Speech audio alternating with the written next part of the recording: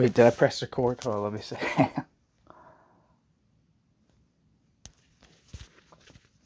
Hey everyone, this is a piece from the Ideas of Leon Trotsky, edited by Hillel, Ticktin, and Michael Cox.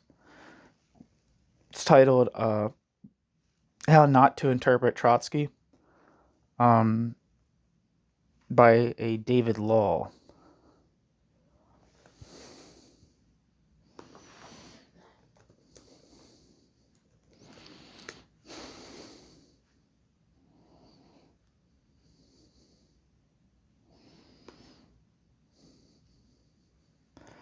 Footnote. This review first appeared in Critique, numbers 20/21, in 1987, and was written before the publication of Pierre Bruet's Trotsky. So, here we go. In life and in death, Trotsky appears as a hero of Russia's revolutionary tragedy. Isaac Deutscher saw Trotsky as a prophet. To his Russian adversaries, he became a Satan, possibly because he was so extraordinary. Trotsky has suffered at the pen of some very ordinary accounts of his life. Politicians have refracted his thought to produce some unconvincing, even bizarre accounts. At their head stands Kostas Mavrakis, and his resolutely hostile on Trotskyism, a shrill denunciation from a Maoist Stalinist perspective. Footnote. See Mavrakis on Trotskyism, Problems of Theory and History. End footnote. Neither have academics done Trotsky justice. Between them, Joel Carmichael, Baruch Knai Paz, Bob Worth, and Robert Wistrich have not matched quantity with quality. Footnote. See Carmichael, Trotsky, An Appreciation of His Life. Knai Paz's The Social and Political Thought of Leon Trotsky, R.D. Worth, Leon Trotsky, and Wistrich, Trotsky.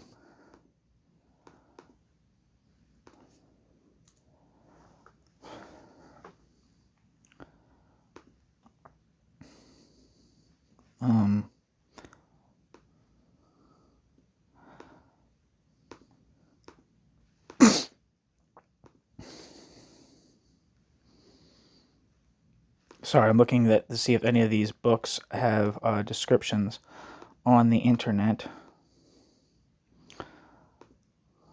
The ones that I haven't read, I've talked about a million times, do not. End footnote. The only general work to rise above the crowd is Isaac Deutscher's trilogy. Footnote. See Isaac Deutscher's The Prophet Armed, The Prophet Unarmed, and The Prophet Outcast.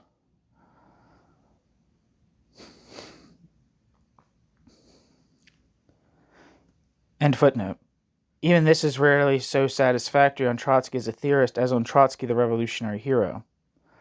The latest addition to the literature on Trotsky is John Molyneux's Leon Trotsky's Theory of Revolution. Footnote.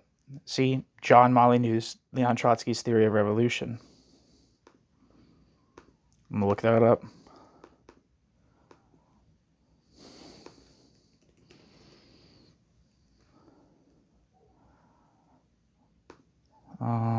Not seeing really any descriptions on it.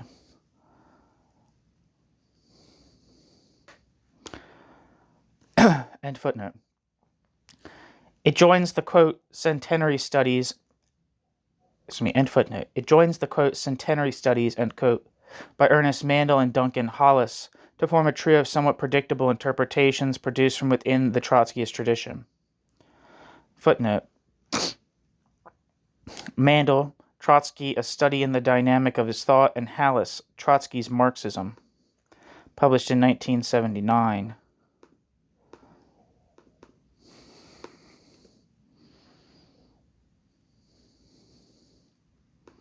The description for Hollis's book says, in this introduction to the politics of Leon Trotsky, British activist Duncan Hollis analyzes Trotsky's thinking and its relevance for today in clear, sharp prose, includes essential writings by Hollis about the development of Trotskyism after Trotsky's assassination in 1940.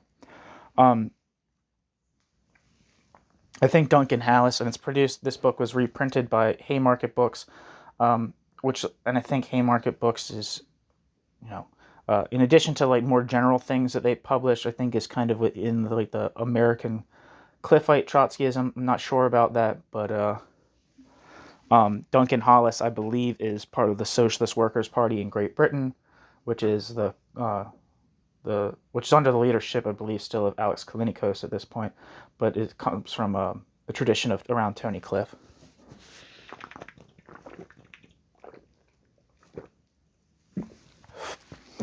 Okay, back to the text.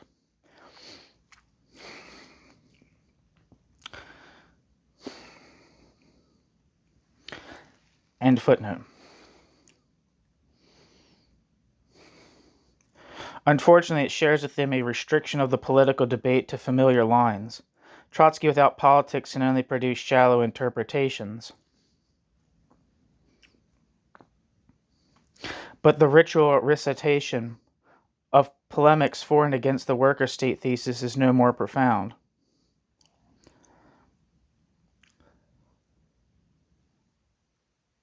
Like Mandel and Hallis, Molyneux offers an introduction. Molyneux wishes to be accessible despite his publisher's decision to set a price beyond the means of most private purchasers. Unfortunately, the book cannot be recommended for rich novices. Throughout the book, the engagement with Trotsky is superficial. Access and depth need to be mutually exclusive. Indeed, an author's depth of understanding should be the basis on which to present a satisfactory introduction. Scholarship may not by itself provide understanding, as many have shown, but without it, what is left? It is clear from Molyneux's text and reference notes that Molyneux's views do not depend upon an extensive reading of Trotsky. For instance, the assessments of Trotsky before 1905, particularly concerning the early disputes on the nature of a revolutionary party, are based on a very sketchy knowledge of Trotsky's writings of the period. As Molyneux states, Molyneux has used only a partial and tendentiously edited copy of Our Political Tasks. Footnote. Molyneux. The edition used was produced by Connolly Books for the Irish Communist Organization in 1969. Presumably, Molyneux wrote his book before the New Park translation of Our Political Tasks had been published. End footnote.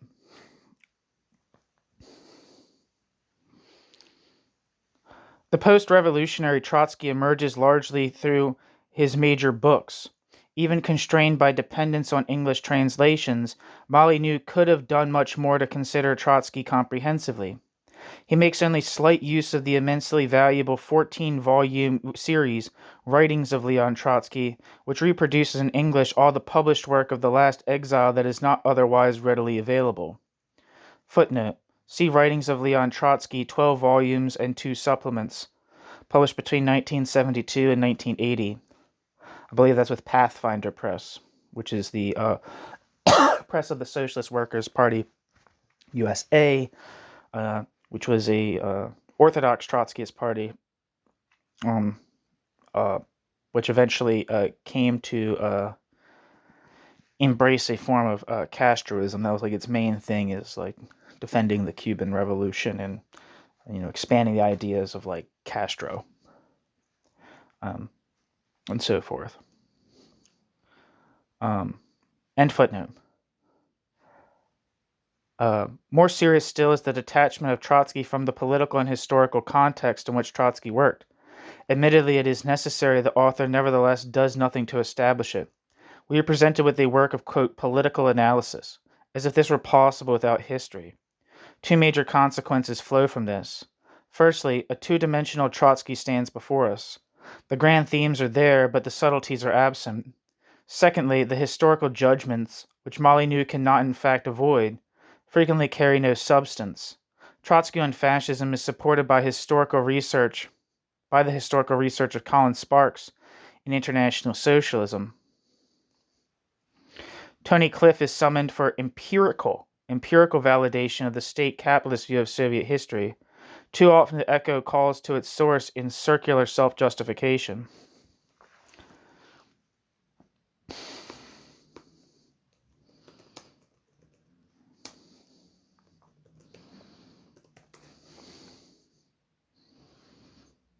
Um,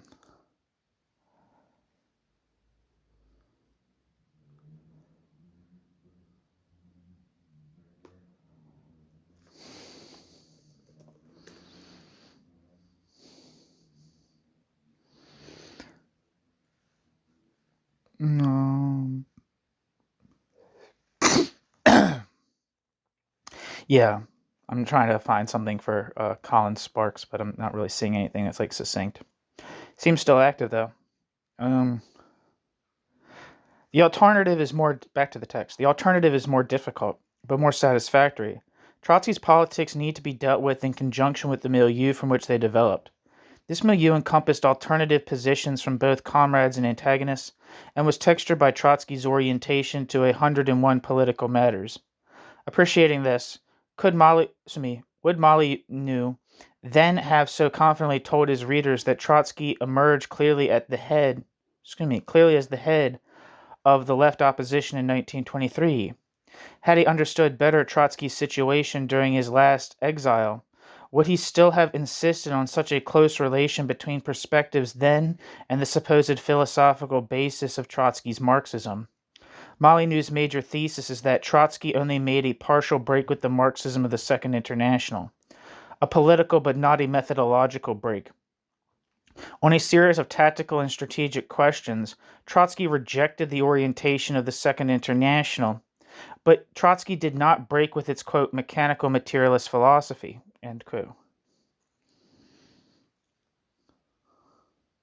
The main characteristics of this, according to Molyneux, are determinism, a view of human activity as being entirely law-governed, ultimately by natural laws, and which, if taken to its logical conclusion, eliminated the role of human agency, consciousness and subjectivity, and objectivism, a view of Marxism as a science which had discovered these laws and made it possible to observe them, quote, objectively, from the, quote, outside, and thus predict the course of future human activity. To defend his thesis, Molyneux assembles, quote, evidence throughout his book. Molyneux notes that Trotsky did not recognize methodological questions as problematic. Molyneux quotes passages from Trotsky to illustrate his claim that unreasonable predictions were made. He asserts that Trotsky's method led him to consider the relations of production in terms of property relations without regard to the process of production. This critique of Trotsky is mounted consciously through Gramsci, and despite critical reference to Althusser, has surely been influenced by an intellectual fashion to dismiss almost all Marxist thought of the period of the Second and Third Internationals as economistic. At worst, this is effectively a repudiation of materialism. At its best, it is a thoroughly ahistorical amalgamation of theorists as different as, for example, Kautsky, Trotsky, Stalin, and Dimitrov. Molyneux's position is inconsistent. Molyneux would like to find a basic explanation in Trotsky's methodology for the parts of Trotsky's thought and action which he opposes. Yet he is in general solidarity with Trotsky. He is driven to the conclusion that there must have been a radical separation between politics and theory. But this leaves the origin of the, quote, good politics totally unexplained. Furthermore, despite Trotsky's supposed inability to escape the original sin of Second International Marxism, Trotsky possessed, in Molyneux's judgment, quote, a grasp of historical materialism, in many ways superb, end quote.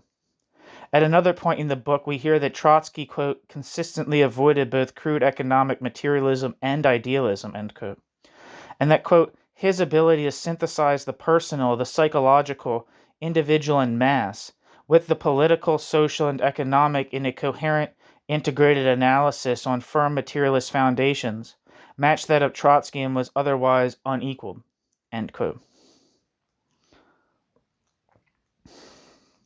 Who is the intellectual schizophrenic, Trotsky or Molyneux? No doubt there are some statements in Trotsky on method and general orientation which appear capable of being inevitabilist viewpoints. And there are in Marx too. But determinism is not at all the same thing as inevitabilism, and where would Marxism be without the notion of historical law? Furthermore, Trotsky's claims were usually conditional. Consider, for instance, his passage from My Life in which Trotsky relates something of his intellectual activity between 1905 and 1914. Quote, "During the years of the reaction, I studied the questions of trade and industry both on a world scale and on a national scale. I was prompted by a revolutionary interest. I wanted to find out the relationship between the fluctuations of trade and industry on the one hand and the progressive stages of the labor movement and revolutionary struggle on the other.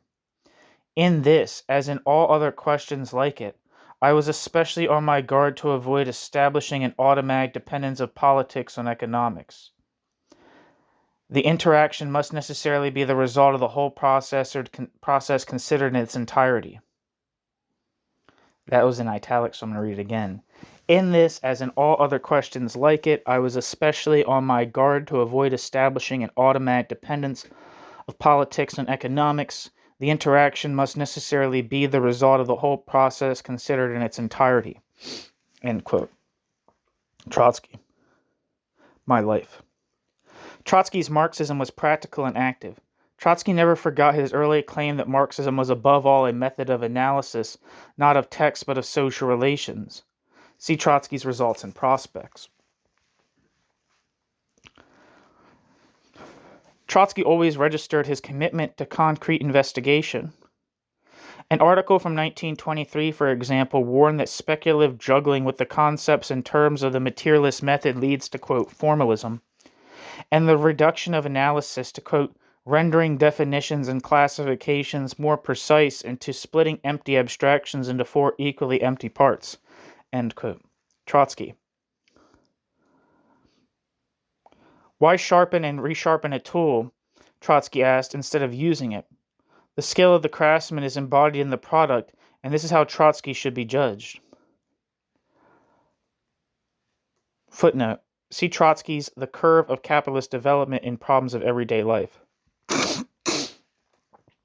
The Theory of Permanent Revolution, the Analysis of Bureaucracy, and the Investigations of German Fascism provide three powerful examples of how far Trotsky was from the mechanical materialism of which he stands accused. In none of these three cases is the interpretation of the subject ever reduced to economic inevitability. These major parts of Trotsky's work indicate a recognition of the complexity of history. Nowhere is it suggested that an automatic link may be observed between the level of the forces of production and the phenomenon being investigated. Indeed, Trotsky's theory of permanent revolution encountered great opposition precisely because it denied the conventional perception of the economic base of the Russian Revolution. At the very least, Molyneux has greatly overstated his case. The evidence on which it rests is far from strong. It is one thing to read detached passages referring to methodological issues through the terms and concerns of recent Marxist debate. It is quite another to see how Trotsky understood his own method in the course of his work. True, Trotsky makes exaggerated predictions, particularly in the second half of the 1930s, and Trotsky habitually invokes history as an almost personified force. But there are other ways of explaining this without recourse to supposed essential features of Trotsky's Marxism. But it was a matter of style and partly during the last exile, a reflection of circumstances.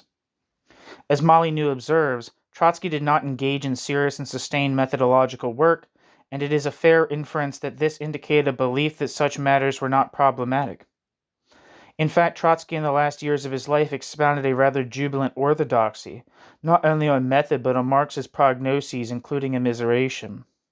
Footnote. See Trotsky's article, 90 Years of the Communist Manifesto, in Writings of Leon Trotsky, 1937-38, Trotsky's Once Again on the, quote, Crisis of Marxism, in the Writings of Leon Trotsky, 1938-39, The Living Thoughts of Karl Marx, presented by Trotsky, published in 1940, and In Defense of Marxism, republished in London in 1971.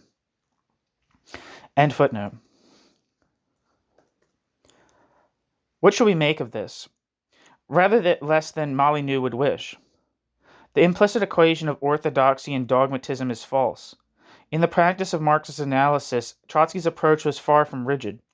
Furthermore, there is the danger of emphasizing the work of Trotsky's last 5 years at the expense of the previous 35, and consequently reading Trotsky backwards.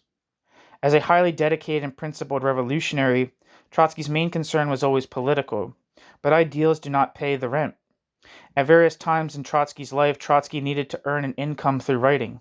Trotsky was not a political, quote, full-timer supported from party funds. Trotsky's, quote, party before 1917 and after 1927 was small and consequently poor. Trotsky, the independent, found a living through journalism and in the latter period through advances in royalties on his books. A significant part of Trotsky's literary output was thereby influenced, and leisure for, quote, purely theoretical, end quote, work was inevitably limited. 5 major projects of Trotsky's last exile were undertaken partly for financial reasons.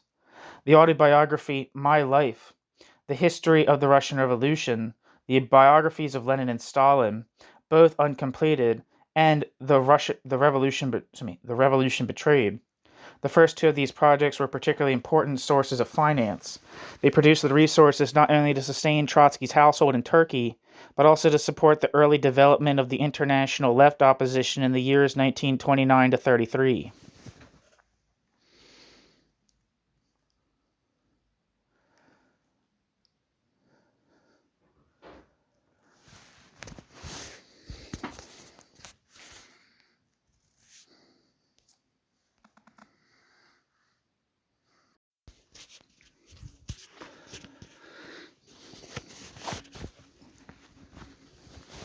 At times, particularly in Mexico, after the break with Diego Rivera, the Trotsky household was extremely poor. On occasion, there was not even enough for the grocery bills. Footnote: correspondence of Trotsky's secretaries, in particular T211732 Curtis to Karstner. I don't know, these are just a bunch of letters from the archives that are being cited here. End footnote. The study of Lenin, regarded by Trotsky as a work of primary importance, remained unfinished partly as a result of financial pressure. Attention was diverted towards other projects. In particular, the biography of Stalin, possibly to secure financial advantages. Footnote: Although the evidence is ambiguous, various documents in T2 of the Trotsky archives point to these conclusions. End footnote.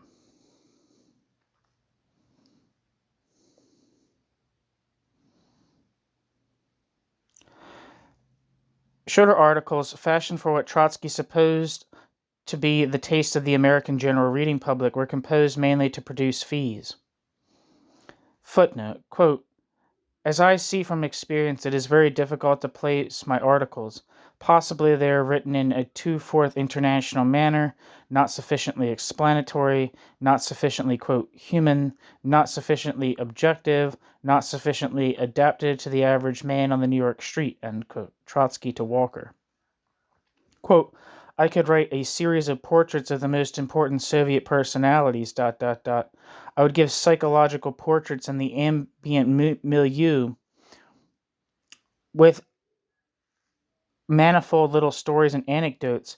In one word, a very, quote, human and very, quote, American kind of article without any kind of political tendency, end quote. Trotsky to Walker. Quote, I'm sending you 3 copies of my article on Yenukidze. If this kind of writing for the man of the street proves, quote, marketable, I am ready to write analogous articles, ... end quote. Trotsky to Walker. End footnote. Of course, income was only a means to an end.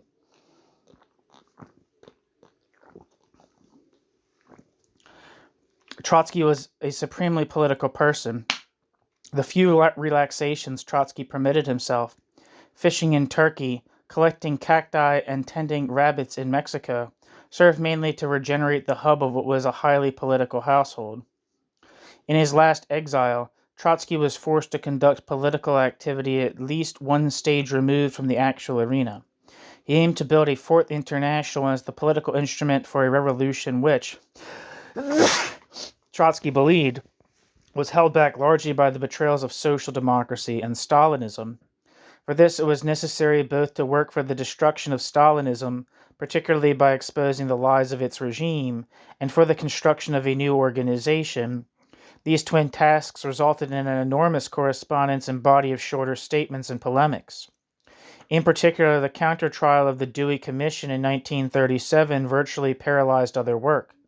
Given the volume of writing, published and unpublished, devoted to building the Fourth International, and to political self-defense against the calumnies which were broadcast from Mexico, it is easy to see how little time remained for other activity. Trotsky's major claim to status as a theorist is based upon his formulation of the concept of permanent revolution. This was Marxist theory in the best sense. The theory of permanent revolution was grounded in experience, deepened by historical analysis, and found the theory of permanent revolution's utility and confirmation in practice. The pamphlet, Results and Prospects, succeeds because of Results and Prospects' intimate connection with activity. In exile after 1929, Trotsky is progressively distanced from direct political action, and after leaving France in 1935, Trotsky never experienced again the stimulus of a lively political organization. The years 1929 to 1935 are a watershed. Despite his being in exile, there is a relative vitality to Trotsky's political activity and contacts during this period. It is a time of reorientation and readjustment in the context of Stalinist economic revolution and the rise of German fascism. An organization had to be launched. Positions had to be defined in relation to the communist parties and to the left-wing movements that had split from social democracy. Also, at least until 1932, some contacts with the USSR remained, and there was still a possibility of meaningful action. It is not surprising, therefore, that several of the more significant of the exile writings were produced at this time. For example, the history of the Russian Revolution, the unfinished biography of Lenin, and various essays on the USSR from the early period, including, quote, The Soviet Economy in Danger, and, quote, Alarm Signal. Footnote: see Leon Trotsky's The Struggle Against Fascism in Germany, My Life, History of the Russian Revolution, The Young Lenin, quote, the article Soviet Economy in Danger, and Alarm Signal, published in the writings of Leon Trotsky, 1923 to 1933.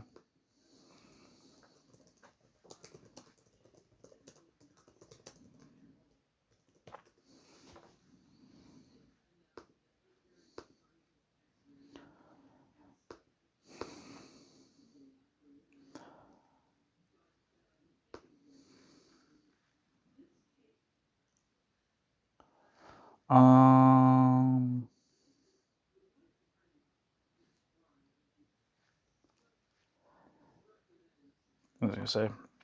Wikipedia has an article on the struggle against fascism in Germany, and I'm going to read it. The Struggle Against Fascism in Germany is a 1971 compilation book based on the writings of Russian revolutionary Leon Trotsky on the origin of fascism, Trotsky's early warnings on Nazi Germany, Trotsky's views on the Comintern, and Trotsky's tactical support for a united front. From the onset of the 1920s and 1930s, fascist movements had manifested across continental Europe but reached political maturation in Italy, Germany, and Spain. In exile, Trotsky had still adhered to the view that Germany would be the principal terrain for world revolution. In June 1928, the Comintern had decided that the, quote, decay of capitalism had entered into a, quote, third period, and this would result in an escalation of class conflict and consequently opposition to the social democratic parties. The social democratic parties were interpreted to be, quote, social fascist, and hence judged to represent the same level of danger as the nascent fascist parties. According to Trotsky, the Communist Party of Germany underestimated Hitler when they argued that he could easily be removed from power in the likelihood of his electoral success. Trotsky had strongly criticized this position as early as 1929. In March 1930, before the crucial German elections, Trotsky had issued a, quote, open letter to the all-Union Communist Party Bolsheviks about the increasing threat of fascism across Europe and the exigent need for a joint socialist-communist action. Trotsky would continue to issue further warnings during the crucial years preceding 1933 that the rise of the Nazi Party could be only obstructed with correct tactics and organizations. In his theoretical conception of fascism, Trotsky categorized fascism as the primary threat to the working class movement due to its social roots, which marked the ideology as urgent rather than transitory danger. Tactically, Trotsky believed it was inconceivable that the communist movement could defeat social democracy and fascism at the same time. Rather, Trotsky believed that a united front in the form of a tactical alliance with social democrats could negate the threat of fascism. Trotsky's biographer, Isaac Deutscher, described the united front as a joint pact of action between two parties without any shared ideological accommodation. On the other hand, Trotsky maintained in 1931 that the rise of the fascism in Germany would be disastrous for the German communist movement and, quote, signify an inevitable war against the USSR, end quote. Trotsky viewed Stalin, along with the Soviet bureaucracy, above all, to have a particularly ruinous and accentuating influence in countering fascism. According to Russian historian Sergei Kudryashov, Trotsky believed that this was evident through the purges of the old Bolsheviks, military commanders, and transfer of military supplies to Germany with the German-Soviet Pact. I actually have that article that Sergei Kudryashov article on this channel. Back to the text. Trotsky also considered Stalin's foreign policy to be an expression of Stalin's political cynicism, in that, quote, in his alliance with Hitler and on Hitler's initiative, Stalin decided to, quote, take, quote, guarantees against Hitler, end quote. Trotsky argued that Stalinism and fascism were distinct, institutional systems, but the political methods of Stalin and Hitler had strong similarities. In Trotsky's view, the Stalinist bureaucracy was compelled to enact some progressive measures to preserve the Stalinist bureaucracy's position in a workers' state, whereas fascism was premised on the maintenance of private property. According to political scientist Baruch Kanai Paz, Trotsky had construed fascism as a political system which emerged during the, quote, decline of capitalism. In this interpretation, Trotsky viewed bourgeois democracy as alternating between a peaceful reformist incarnation and more overtly coercive dictatorial stages during periods of disintegration. Fascism arose amidst the economic and political turbulence of the latter stages, in which the big bourgeoisie secured an alliance with the petty bourgeoisie in confrontation with the proletariat. The main base of fascism derived from a disaffected petty bourgeoisie with big bourgeois reserving economic power. There's a lot of typos in this Wikipedia article. The defining element in Trotsky's theoretical framework was that the fascist government sought the liquidation of the proletariat as a social force and was a primary motive for all totalitarian measures, including homogeneity, racism, nationalism, and cultural regimentation. Trotsky identified the Bonapartist tendency of Nazism as an underlying and fatal weakness. In other words, as the political state increasingly relied on terror and became ever more detached from economic considerations, this would in turn correlate with an increasing inability to reconcile social patterns. Trotskyist economist Ernest Mandel described Trotsky's conception of fascism as an amalgamation of 6 components in unity. This included a severe social crisis of late capitalism, the existence of bourgeois parliamentary democracy, the disruption of social economic forces, the liquidation of the workers' movement, the disaffection of the petite bourgeoisie, and the historic fulfillment in meaning the interest of monopoly capital. The collected writings chronicled Trotsky's commentaries from 1930 onwards, in which Trotsky signaled alarm to the deteriorating situation in Germany.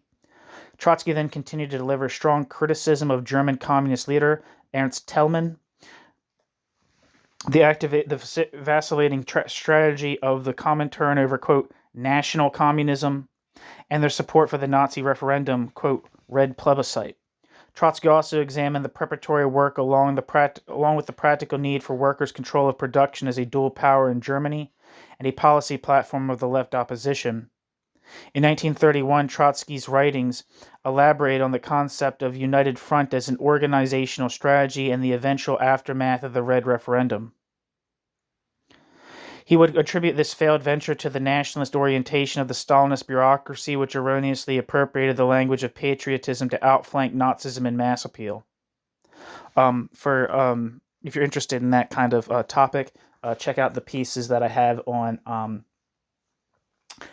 this channel by Olaf Kistenmacher, or it might be Kirstenmacher, I'm not sure.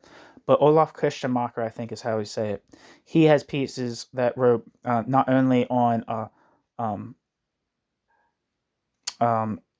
anti-Semitic tendencies within the Communist Party of Germany in this period, but it particularly talks about the kind of the nationalist rhetoric often used by the Stalinist bureaucracy. I mean, the Stalinist Communist Party of Germany. Trotsky also cited empirical data to compare unfavorably the stagnant growth of the German Communist Party with the virulence of the Nazi Party and other parties in the German Reichstag. Trotsky's later writings on Germany from 1932 until 1940 reviewed an increasingly concentrated focus on the defeat of the labor movement along with the Bonapartist elements in the German context. Trotsky associated this tendency with figures such as Hindenburg and von Papen that used the coercive military as well as the police apparatus to maintain social equilibrium. In his final writings, Trotsky analyzed the nature of the newly emergent fascist strain.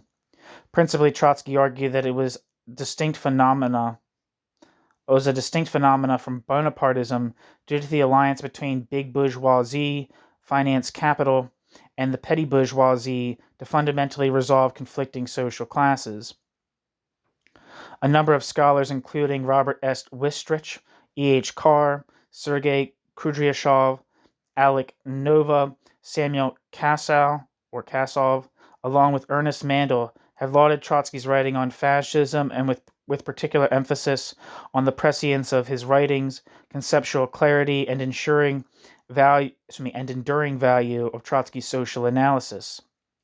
Kudryashov noted that Trotsky made a series of accurate and forewarning prognoses in relation to this subject matter. Kudryashov cited his correct forecast of the Soviet-German Pact, shared economic agreement, the shifting position of the Comintern, Stalin's policy towards Eastern Europe, and the inevitability of war between Germany and the USSR. Nevertheless, Kudryashov concluded that Trotsky was mistakenly self-assured that World War II would lead to the terminal collapse of capitalism and advanced revolutionary socialism in most nation-states. Kudryashov further added that Trotsky underestimated the strength and tractability of Stalinism, which, far from collapsing during the war as Trotsky expected, had found its own prestige amplified after defeating fascist Germany. In the view of Deutscher, his exposition and underlying analysis of Germany, quote, written between 1930 and 1933, the years before Hitler's assumption of power, stand out as a cool clinical analysis and forecast of this stupendous phenomenon of social psychopathology and its consequences to the international labor movement, to the Soviet Union, and to the world, end quote. Trotsky's theoretical conception of fascism has also been viewed more favorably than other contending Marxist and social democratic interpretations of fascism. On the other hand, political scientist Baruch Kneipp retained some criticism that Trotsky's analysis was derivative of the Marxist theoretical framework and hence limited by an, quote, exaggerated imposition, end quote, of this approach towards the German context. Baruch Kneipp further denoted that Trotsky overplayed the role of big capital and neglected the autonomous role of Hitler in exerting political authority irrespective of specific financial interest through his formation of independent political entities such as the party, bureaucracy, and secret police apparatus.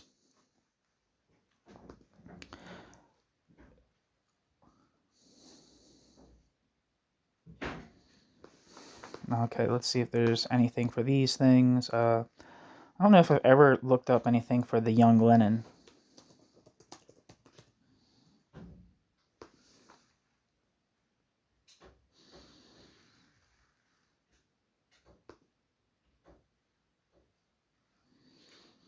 I'm not saying anything much for it.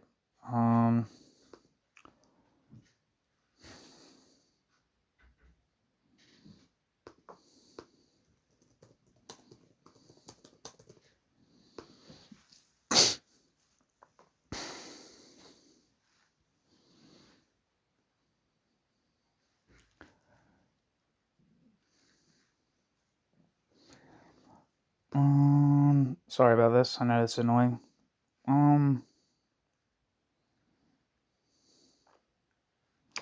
Okay, I've looked up all the things in this book, like in other videos.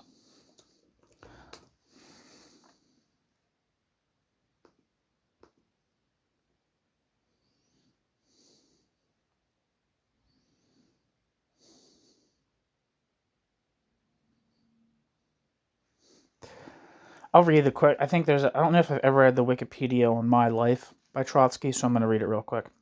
My Life, an attempt at an autobiography, is the name of the Russian revolutionary communist leader Leon Trotsky's autobiography. My Life was first published in 1930 and was written in the first year of Trotsky's exile in Turkey. My Life, an attempt at an autobiography, covers the time from Trotsky's youth through the Revolution of 1905, the Revolution of 1917, the Russian Civil War, up to Trotsky's struggle against Stalinism and eventual expulsion from the Communist Party. The Russian/Soviet historian Dmitry Volkogonov claims that Trotsky's, quote, My Life must hold pride of place as a work of remarkable self-analysis as well as imaginative history. Although he wrote it at a relatively early age of 48, soon after his deportation, Trotsky's life up to then had been eventful enough to merit recording, end quote. Before Trotsky settled with the simple title My Life, Trotsky tried out several titles. One being, and this is a list of them, or not, well, this is a list of them. Half a Century, 1879 to 1929, An Experiment in Autobiography, Flood Tides and Ebb Tides, the Autobiography of a Revolutionary, In the Service of the Revolution, An Experiment in Autobiography, A Life of Struggle, the Autobiography of a Revolutionary, To Live is to Struggle, the Autobiography of a Revolutionary. Okay, so back to the text and footnote. Where am I? It is true that a part of this work had no direct relationship with current political activity, but its subject, even so, was still political. Trotsky's historical work always had both an immediate relationship with Trotsky's experience as a revolutionary and a political message to convey. After 1935, Trotsky's work failed to maintain its previous quality. The isolation of residents in Norway and Mexico was partly responsible. There were also major technical obstacles to successful literary work. In particular, the absence of library facilities hampered Trotsky. Much of the basic research had to be done by others, most notably John G. Wright in New York.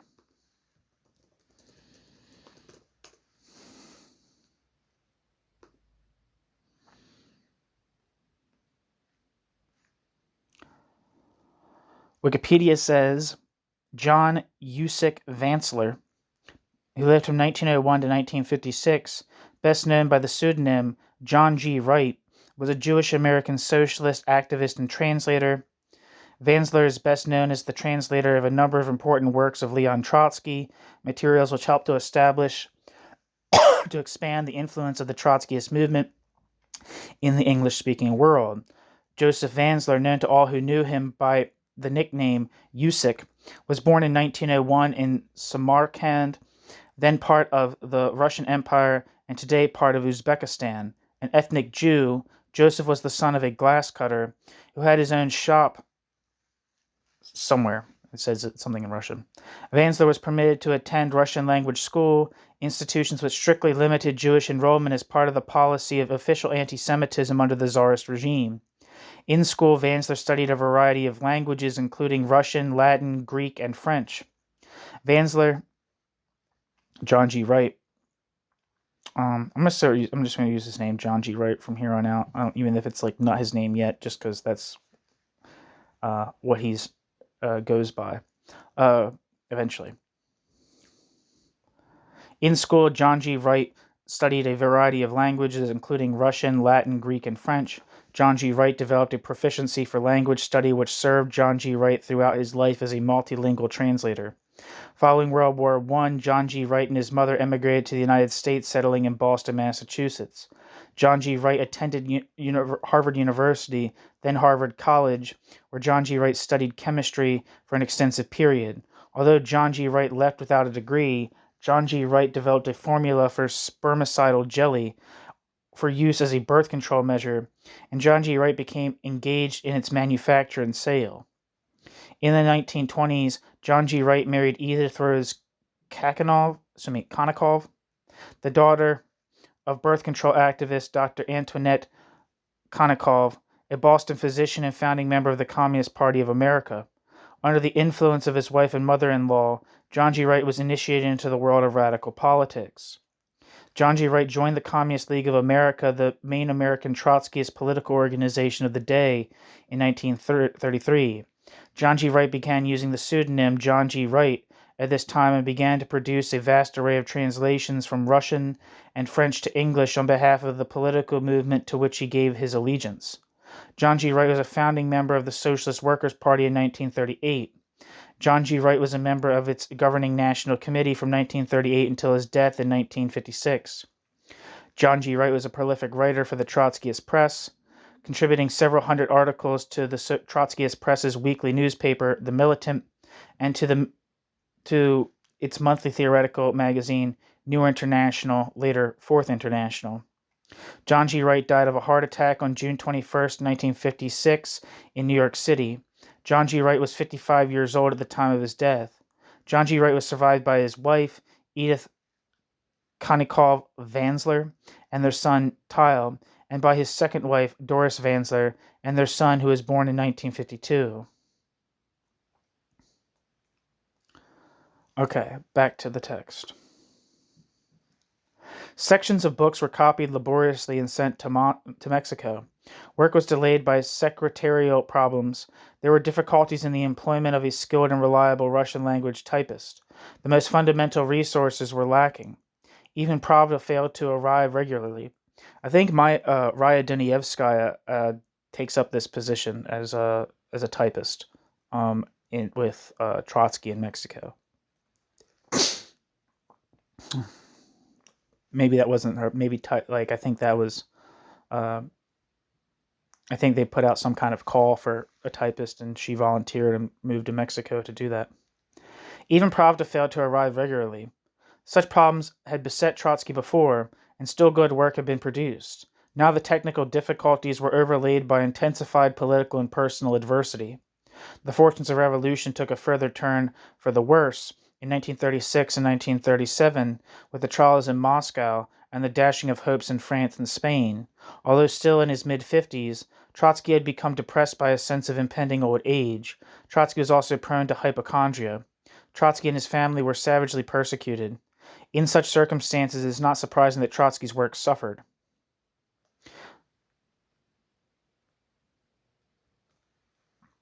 If the quality of Trotsky's work deteriorated during the last 5 years of his life, and surely it did, the reason need not be sought in a general reference to methodology and orientation. This cannot easily explain the contrast. The catastrophism and triumphalism which becomes evident in the later 1930s had not been so obvious in early years, even during the great upheavals of the period 1917 to 21. At this time, Trotsky's predictions were rather more conditional. In later years, Trotsky needed to be optimistic amid all the wreckage of earlier hopes in order to continue. Trotsky was a man of action. Trotsky's statements were intended not only to be diagnostic, but mobilizing. About him, he saw the decline of capitalism and the sharpening of class contradictions. The area of capitalist expansion appeared to be behind Trotsky, and much of the evidence, at least until 1937, did support his view. Now things look different. Such are the tricks of history, and they can fool all of us. Or they can fool us all, is actually what the text says.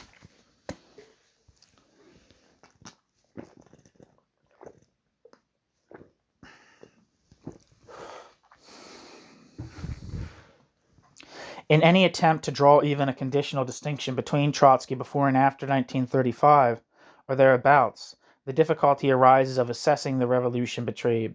The Revolution Betrayed, first published in English in 1937, is understandably considered by the Trotskyist movement to be a fundamental work. In the first place, although the book was not published in New York until 1937, it was largely written during the first half of 1936 and was completed by the summer. More importantly, much of it was not new, but a direct development from earlier pieces. Certainly the crucial period for the formation of Trotsky's views on the current phase of Stalinism in the USSR was 1930 to 33. Thus, in a sense, the Revolution Betrayed marks a transition between the earlier and the later period of Trotsky in exile. Perhaps significantly, it was not Trotsky who proposed the idea of a major study of the USSR. Although he had somewhat earlier announced an intention to produce a book on the Soviet economy, like many of his other projects, it was never realized.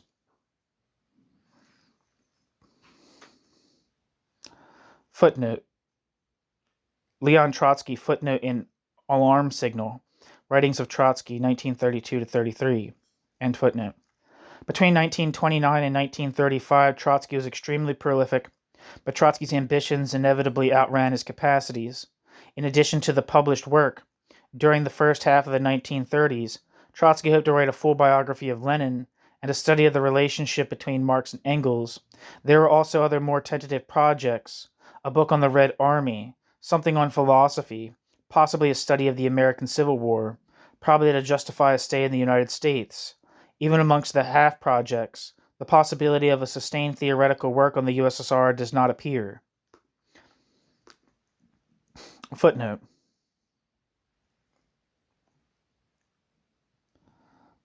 Just a bunch of letters.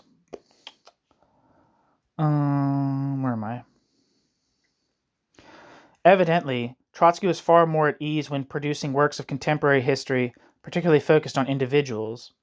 The Revolution Betrayed originated from an idea first put to Trotsky by the American publisher of the History of the Russian Revolution, Simon & Schuster.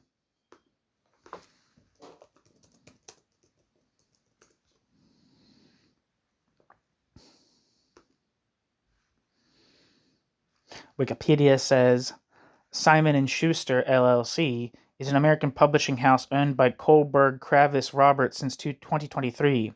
Simon & Schuster was founded in New York City in 1924 by Richard L. Simon and M. Lincoln Schuster. Along with Penguin Random House, Hachette, HarperCollins, and Macmillan Publishers, Simon & Schuster is considered one of the, quote, Big Five English-language publishers. As of 2017, Simon & Schuster was the third largest publisher in the United States, publishing 2,000 titles annually under 35 different imprints.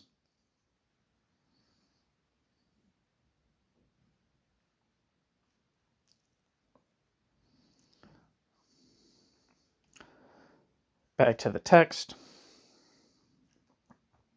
Trotsky was asked to provide a new preface to a one-volume edition of the history. Taking the opportunity for a serious analytical investigation, Trotsky enlarged the preface into a book. It was rejected by Simon & Schuster. Too long, they said, but Trotsky saw political motives behind this. Doubleday took it on. It sold poorly at the time and failed to make much money for either publisher or author, although subsequently it made a major contribution to Trotsky's posthumous reputation.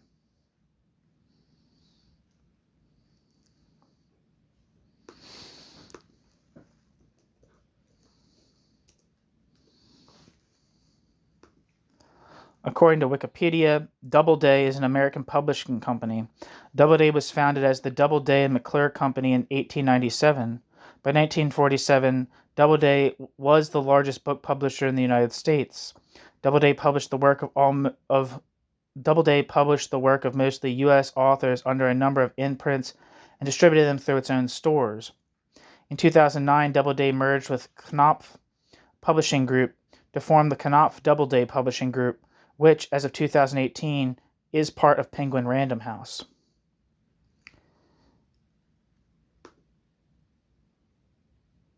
Back to the text.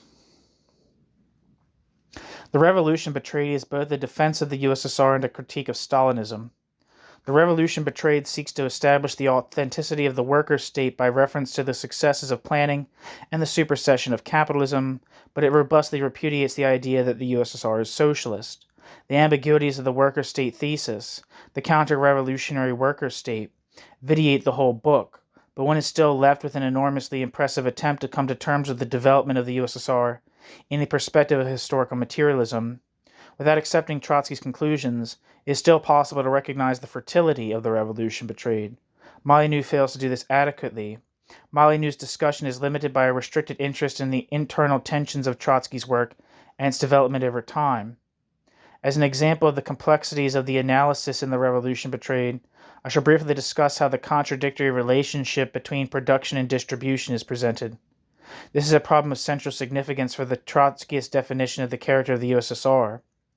In its standard formulation, it appears as an opposition between the, quote, law of the plan in production and the, quote, law of value in distribution. This underpins the conception of the USSR as more progressive than capitalism and in need only of a political and not a social revolution. Planning, it is held, is an essential expression of the working class nature of the social formation. This viewpoint is undeniably based in Trotsky, but there we find it in a far less rigid form than it has acquired since 1940. The premise of the Revolution Betrayed, in continuity with all of Trotsky's post-revolutionary writing, is that the USSR has through revolution overthrown capitalism, but the USSR cannot escape from capitalism except by establishing a higher productivity of labor than the capitalist world and ultimately securing the international consolidation of the revolution. Anticipations of socialism there may be, through the system of planned production, but socialism there cannot be in conditions of generalized want.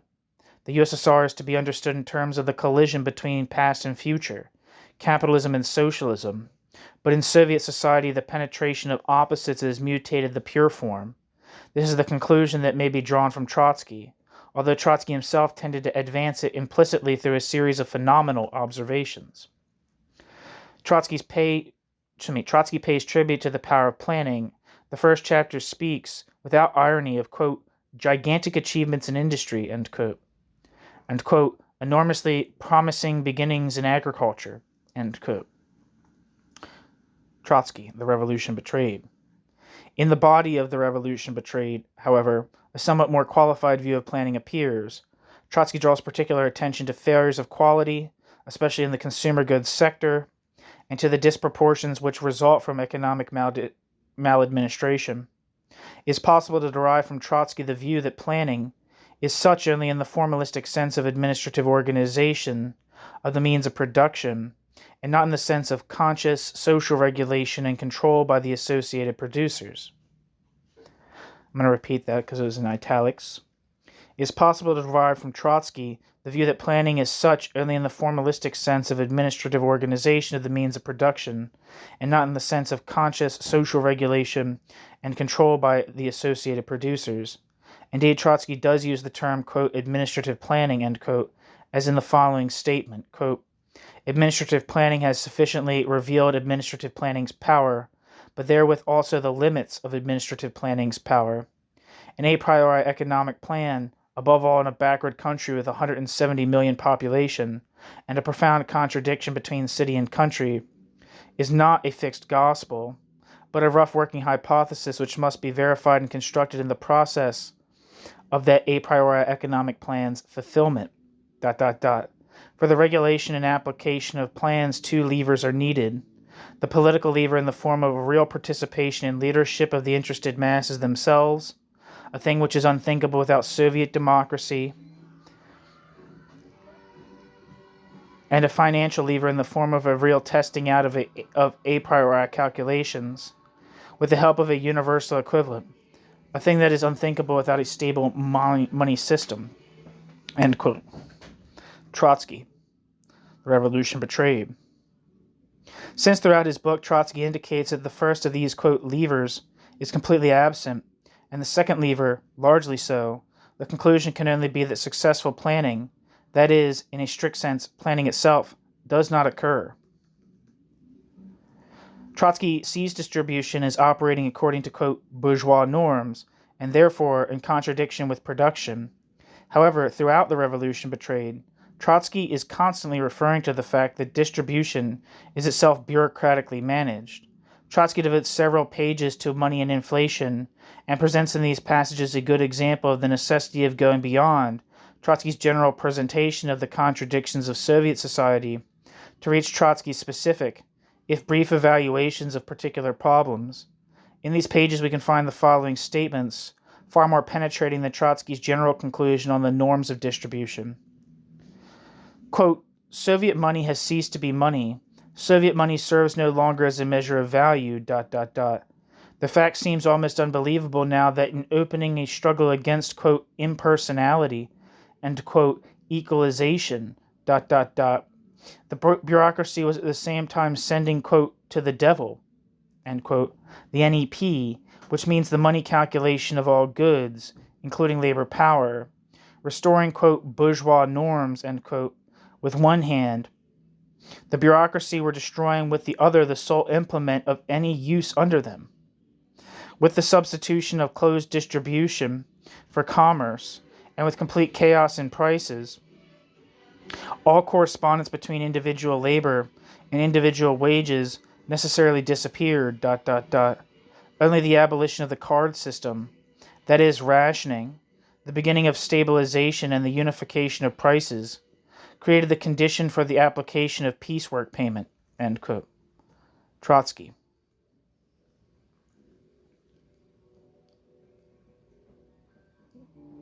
The Revolution Betrayed. This Trotsky indicates the fiction of the idea that distribution during the first 5-year plans was in any real sense based upon the law of value.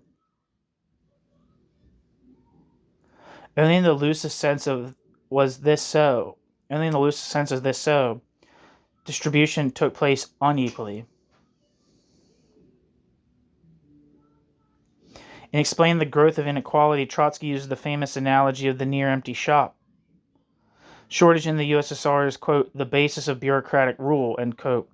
Queues for goods, real or implicit, necessitate, quote, a policeman to keep order, end quote. This is the Soviet bureaucracy. Trotsky's image is powerful and instructive, but it does not support his idea of bourgeois norms of distribution.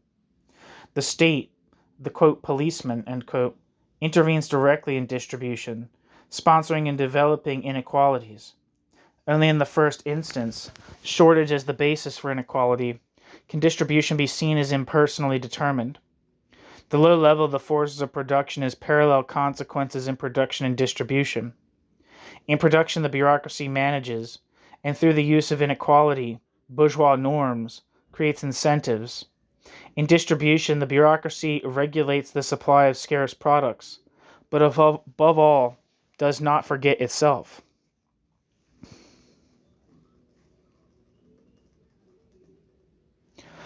Much of the intricacies and internal tensions of the Revolution Betrayed, a central part of the richness of the book, passes unrecognized in Molyneux's Trotsky's Theory of Revolution. Notice is taken only when support for the basic thesis can be derived, or to try to show how close Trotsky came, without realizing it, to the position of state capitalism, despite the fact that he openly opposed the theory! Molyneux has offered us an impoverished Trotsky. The basic thesis is argued superficially. The contradiction between the mechanical determinism of which Trotsky is accused and the admitted profundity of many of the major writings is never explored.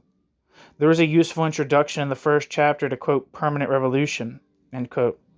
But this is counterbalanced by a routine concluding defense of state capitalism and a polemical assessment of Trotsky's legacy. We are forced to conclude that Molyneux knows something of Trotsky's major writings, but little of Trotsky and Trotsky's times. Trotsky is too complex, too large, and too important to be treated in this way. The next article in this piece is actually by John Molyneux. And if you don't know John Molyneux, if you didn't know, maybe, I don't know, I'm reading this in staggered parts, I don't know if I said this already or not, but John Molyneux was a member of the Socialist Workers' Party, which is Cliffite Trotskyist, or Cliffist. Cliffist sounds more neutral. Cliffite sounds more polemical. The Cliffist branch of Trotskyism, which is fairly predominant in England, I believe, and I think kind of more accepted in the United States than it used to be. But Molly New is in that tradition, which views the USSR as state capitalist, whereas the orthodox Trotskyist viewed the USSR as the degenerated worker state up until its collapse. So that's the end of the piece anyway. Thanks for listening.